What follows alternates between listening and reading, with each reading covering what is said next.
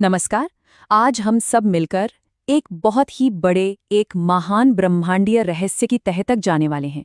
ये एक ऐसी जासूसी कहानी है जिसका हर पन्ना हैरान कर देने वाला है। आखिर ये ब्रह्मांड, ये तारे और हमारी ये दुनिया, ये सब अस्तित्व में आए कैसे? देखिए, ये वो सवाल है जिसने न जाने कितनी सदियों से इंसान को सोचने पर मजबूर किया है। और इसी सवाल ने हमें एक बहुत ही विशाल, एक कॉस्मिक जासूसी कहानी की राह पर ला खड़ा किया है। तो जैसा किसी भी अच्छी इन्वेस्टिगेशन में होता है, शुरुआत एकदम शुरुआत से ही करनी होगी। तो चलिए सबसे पहले उन जासूसों पर एक नज़र डालते हैं जो इस केस पर सबसे पहले लगे थे। मतलब हमारे शुरुआती दार्शनिक और खगोल शास्त्री, जिन्होंने पहली बार इस रहस्य को सुलझाने की कोशिश की। तो हमारे पहले सस्पेक्ट कौन थे? वो थे महान दार्शनिक इम्मैनुएल कांट। अच्छा, तो उनकी थियरी क्या थी? उन्होंने सोचा कि गैस और धूल का एक बहुत बड़ा घूमता हुआ बादल था और वही बादल धीरे धीरे सिकुड़कर हमारे सौर मंडल की जन्मस्थली बना। लेकिन कांट की इस कहानी में एक बहुत बड़ी कमी थी। मतलब पहेली का एक सबसे जरूरी टुकड़ा तो गायब ही था। कांट की थियरी ये नहीं समझा पाई कि भाई इस पूरी प्रक्रिया को शुरू करने के लिए वो जो शुरुआती गुरुत्वाकर्षण का खिंचाव था, वो आखिर आया कहाँ से? फिर सीन में एंट्री होती है लाप्लास की। उन्होंने कांट के आइडिया को पकड़ा और उसे थोड़ा और बेहतर बनाया। उन्होंने कहा कि जैसे ही एक नए नवेले सूरज के चारों ओर गैस का बादल ठंडा होकर सिकुड़ता है, वो अपने आप ही ग्रहों को बनाने के लिए अलग अलग हिस्सों में बंट जाता है। अब लग रहा था कि मामला सुलझने के करीब है। इसके बाद तो एक और भी ज्यादा ड्रामेटिक थ्योरी सामने आई। इसे कहते हैं ज्वारीय परिकल्पना। इसमें कल्पना की गई कि एक बहुत बड़ा तारा हमारे सूरज के बिल्कुल पास से गुजरा और उसने हमारे सूरज में से ही ग्रहों को बनाने का सारा मटेरियल बाहर खींच लिया। सोचिए जरा। लेकिन एक और सवाल उठा, क्या हो अगर ग्रह सूरज से बने ही ना हो? एक और थ्योरी ने ये आइडिया सामने रखा कि हमारा सूरज तो बस सही समय पर सही जगह मौजूद था और उसने अंतरिक्ष में तैर रहे धूल और गैस के एक बादल को अपनी ग्रेविटी से पकड़ लिया, जिससे बाद में ग्रह बने। देखिए, अपने समय के हिसाब से ये सारी थियरीज वाकई में बहुत शानदार थीं, लेकिन इस जासूसी कहानी में एक ऐसा सुराग मिलने वाला था जो पूरे केस की दिशा ही बदल देने वाला था। और वो साल था 1929। खगोल शास्त्री एडविन हबल ने जब अपनी टेलीस्कोप से आसमान में झांका तो उन्हें एक ऐसा सुराग मिला जिसने वाकई में सब कुछ बदल कर रख दिया। हबल ने जो देखा वो सच में चौंकाने वाला था। उन्होंने सिर्फ ये नहीं देखा कि चीजें इधर उधर जा रही हैं, नहीं, उन्होंने देखा कि पूरा का पूरा ब्रह्मांड हर दिशा में लगातार फैल रहा है। और बस यही खोज बिग बैंग थ्योरी की नींव बनी।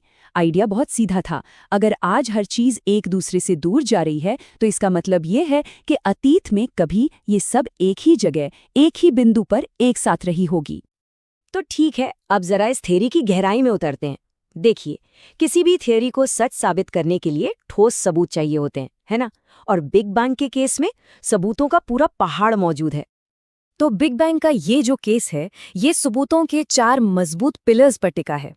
इसमें सबसे पहले तो खुद हबल का नियम है, फिर है रेडशिफ्ट का रहस्य, उसके बाद है पूरे ब्रह्मांड में फैली एक हल्की सी गूंज, और आखिर में हमारे चारों तरफ मौजूद तत्वों का सही सही मिश्रण।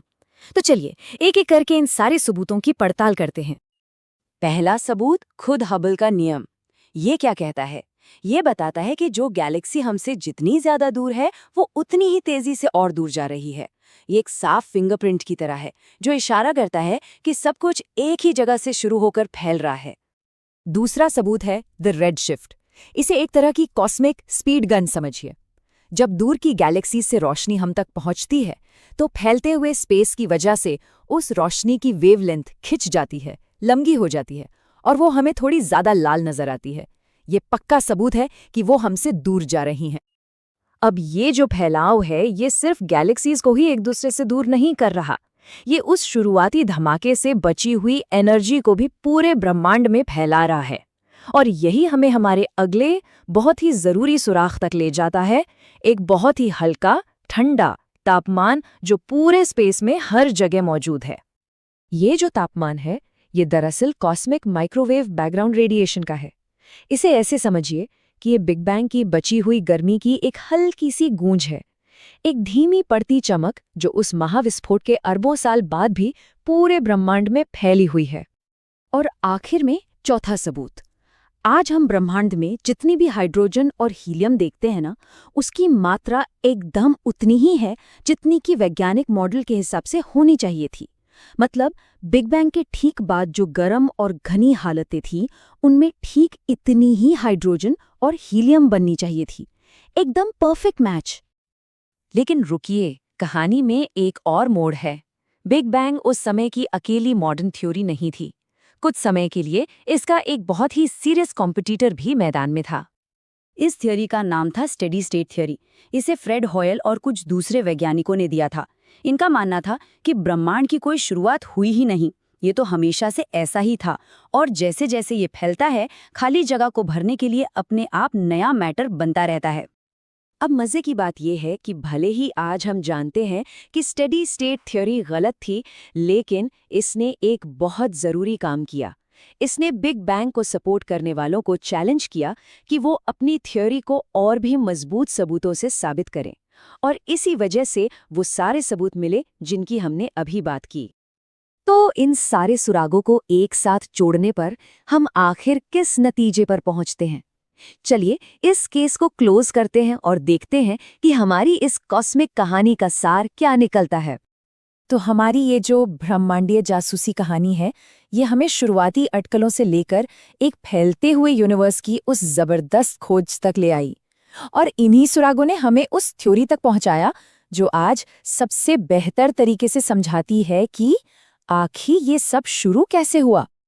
तो हमारे ब्रह्मांड की उत्पत्ति का केस तो काफी हद तक सुलझ चुका है, लेकिन हर सुलझा हुआ केस अपने पीछे कुछ नए सवाल छोड़ जाता है।